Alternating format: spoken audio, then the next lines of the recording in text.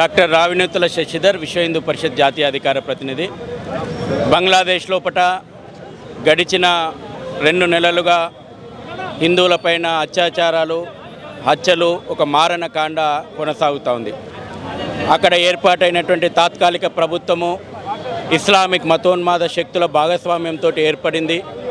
Mohammed Younis నేతృత్వం లోపల జమైతే ఇస్లామియా, హర్కతుల్ తహజీర్ అనేటువంటి సంస్థల భాగస్వామ్యంతో ఏర్పాటైనటువంటి ప్రభుత్వం హిందువులపైన అక్కడి ప్రభుత్వమే, పోలీసులు, మిలిటరీయే స్వయంగా ముందుండి హిందువులపైన అత్యాచారాలు, హత్యలు కొనసాగిస్తూ ఉంది. వీటిని వెంటనే నిలుపుదల చేయాలని చెప్పి డిమాండ్ చేస్తూ విశ్వ హిందూ పరిషత్తు ఈరోజు దేశవ్యాప్తంగా అన్ని రాష్ట్ర రాజధానుల లోపల శాంతియుతమైనటువంటి నిరసన ప్రదర్శనలు చేసి బంగ్లాదేశ్ ప్రభుత్వాన్ని మేము డిమాండ్ చేస్తూ ఉన్నాం. వెంటనే అక్కడ హిందువులపైన అత్యాచారాలను నిలుపుదల చేయాలని చెప్పి, హిందూ దేవాలయాలకు రక్షణ కల్పించాలని, హిందువుల యొక్క ఆస్తులకు రక్షణ కల్పించాలని చెప్పి డిమాండ్ చేస్తూ ఉన్నాం. అదేవిధంగా ఇస్కాన్కి సంబంధించినటువంటి స్వామి చిన్మయ కృష్ణదాస్జీని అరెస్టు చేసి దేశద్రోహం నేరం కింద ఉరిదీయాలనేటువంటి ప్రభుత్వ ప్రయత్నము అక్కడటువంటి ప్రభుత్వమే చేస్తూ ఉంది.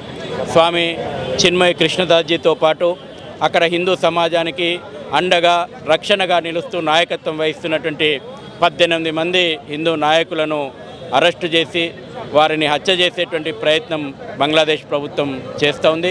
బేషరతుగా చిన్మయ కృష్ణదాస్జీని విడుదల చేయాలి. అదే సందర్భం లోపల యావత్ ప్రపంచం కూడా బంగ్లాదేశ్ లోపల ఉన్నటువంటి మైనార్టీలైనటువంటి హిందువులు, ఇతర మైనార్టీ వర్గాల రక్షణ కోసం గలం విప్పి బంగ్లాదేశ్ ప్రభుత్వం మీద ఒత్తిడి తేవాలని చెప్పి కూడా విశ్వ హిందూ పరిషత్ కోరుతుంది. భారత ప్రభుత్వానికి కూడా మేము విజ్ఞప్తి చేస్తూ ఉన్నాం. అవసరమనుకుంటే ఎటువంటి కఠినమైనటువంటి నిర్ణయాలు తీసుకోవడంలో కూడా వెనుకడుగు వేయకండి. బంగ్లాదేశ్ హిందువులను రక్షించాల్సినటువంటి బాధ్యత భారత ప్రభుత్వం మీద కూడా ఉంది.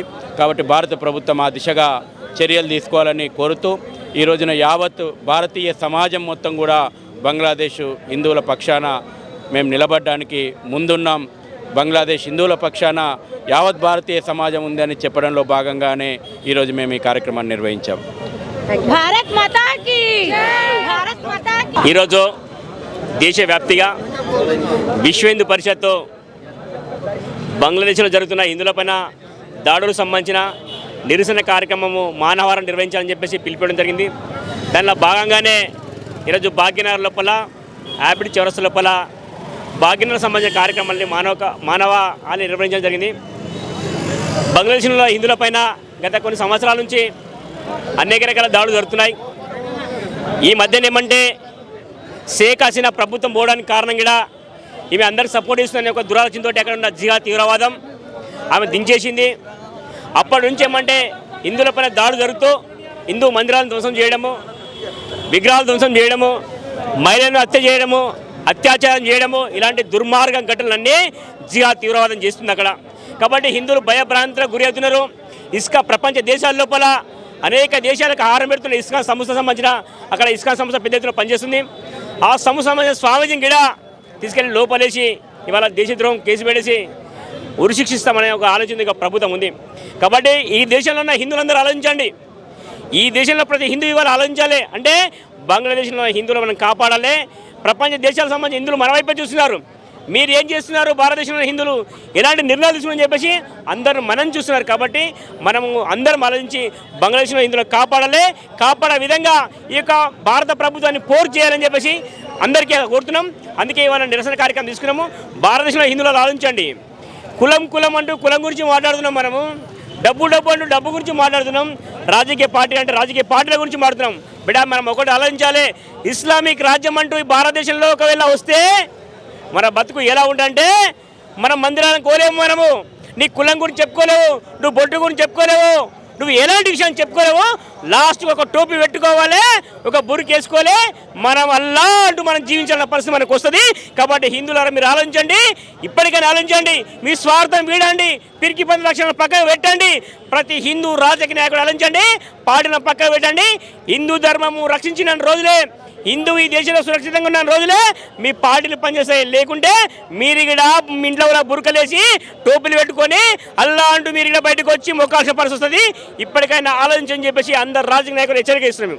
స్వామి చెప్పండి అసలు, అంటే ఒక స్వామిని అక్కడ ఇదే ఇస్కాన్ టెంపుల్ ఉన్నారు, ఆ స్వామిని అక్కడ అయితే బంధించడం జరిగింది బంగ్లాదేశ్ వాళ్ళు. దీన్ని మీరు ఎలా చేస్తున్నారు? ఎత్ర నార్యస్తు పూజ్యంతే రమంతే తత్ర దేవత అన్నటువంటి దేశము భారతదేశము.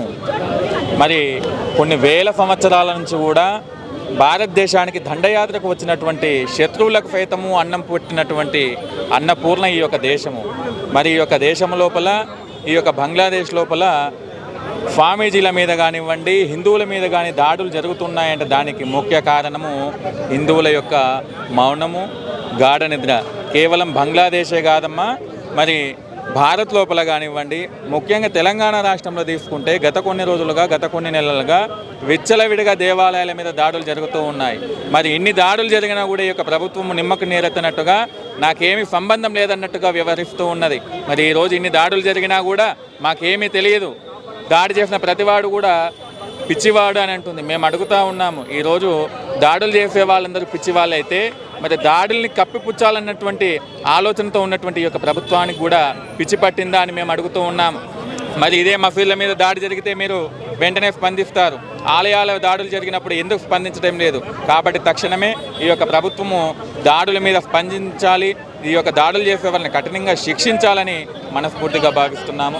భారత్ మాతాకి జై. అంటే గతంలో కూడా మనం చూసాము, చాలా జరిగాయి. అందులోనూ ముఖ్యంగా బంగ్లాదేశ్లోనే ఏదైతే జగన్నాథుని సన్నిధానంలోనూ కూడా అక్కడ ఆయనను చూసినా కూడా ఆయనని కాల్ చేయడాలు, అంటే విగ్రహాలు, ఇలాంటి పరిస్థితి అయితే మనకైతే ఉంది బయట దేశాలు. మరి నేను ఎలా చూడొచ్చు? ఎందుకంటే మన దేశంలో ఉన్నప్పుడు వేరే మతాలు కానివ్వండి, వేరే కులాలు కానీ చాలా భద్రతగా చూసుకొని మరి రిటర్న్ పంపిస్తాం కదా. మరి దీన్ని ఎలా అనుకుంటున్నారు? మరి అక్కడ రాక్షస పాలన కొనసాగుతూ ఉంది, రాక్షసులు తాండవం చేస్తూ ఉన్నారు. కాబట్టి ఆ యొక్క రాక్షస పాలనను అంతం చేయాలంటే కేవలం బంగ్లాదేశ్లో ఉన్నటువంటి హిందువులు మాత్రమే కాదు, ప్రపంచంలో ఉన్నటువంటి ప్రతి ఒక్క హిందువు కూడా దేశం కోసం, ధర్మం కోసము ఆయుధాలు చేతబూనాలి. ఆయుధాలు బట్టి రాక్షస సంహారం చేయడానికి ఆ రోజు భగవంతుడు ఎలాగైతే అవతరించాడో ప్రతి ఒక్క హిందువు కూడా మరో ఛత్రపతిలా, మరో సుభాష్ చంద్రబోస్లా, మరో వీర సావర్కర్లా మారినప్పుడే ఈ యొక్క దేశం, ఈ యొక్క ధర్మము, హిందుత్వానికి రక్షణ అనేది ఉంటుంది. ఇలానే కొనసాగితే మన పరిస్థితి ఏంటి? మరి హిందువుల పరిస్థితి ఎలా ఉండబోతుంది? ఇదే విధంగా కొనసాగితే ఇంతకంటే ముందుగా మన వాళ్ళందరూ కూడా ఆలోచిస్తున్నారు, మేమిద్దరం మాకు ఇద్దరు అని చెప్పేసి. అవతలి వాడు ఆలోచిస్తున్నాడు, మేమిద్దరం హమ్ దోనో హమ 50 అని చెప్పేసి. ఎప్పుడైతే హిందువుల సంఖ్య తగ్గిపోతుందో అప్పుడే ఇటువంటి మారణ కాండాలు అనేటివి జరుగుతూ ఉన్నాయి.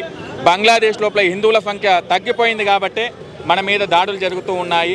కాబట్టి ఇకనైనా మేమిద్దరం మాకు ఇద్దరం కాకుండా మేమిద్దరం మాకు డజను, లేదా మేమిద్దరం మాకు నలుగురు అని పిల్లల్ని కనండి.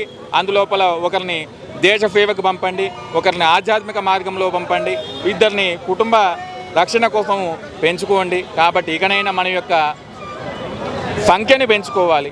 మనలో ఉన్నటువంటి ఈ యొక్క కుల భావన ఏదైతే ఉందో అది విడిచిపెట్టాలి. కానీ మనం చూసుకున్నా కూడా ప్రపంచంలోనే మనదే కదా పెద్ద పాపులేషన్ ఎక్కువ ఉన్నది కూడా హిందువులదే అయినప్పటికీ కూడా హిందువులని ఇందాకే మొన్నటి రోజున యోగి ఆదిత్యనాథ్ గారు అన్నారు, పడెంగేతో కటెంగే అని చెప్పేసి. ముఖ్యంగా తెలంగాణ ప్రాంతం లోపల కులాల వారిగా హిందువులను విడదీస్తూ ఉన్నారు. ఇప్పటికీ కూడా ఈ యొక్క కులాన్ని ఎప్పుడైతే పక్కన పెడతామో, గడప లోపలే కులం, గడప దాటితే మనమందరం హిందువులం అన్నటువంటి సూత్రాన్ని ఎప్పుడైతే పాటిస్తామో అప్పుడే ఈ యొక్క దేశానికి రక్షణ అనేది ఉంటుంది. కాబట్టి హిందువులమందరం కూడా సంఘటితం కావాలి, అప్పుడే మన యొక్క దేశం సుభిక్షంగా ఉంటుంది.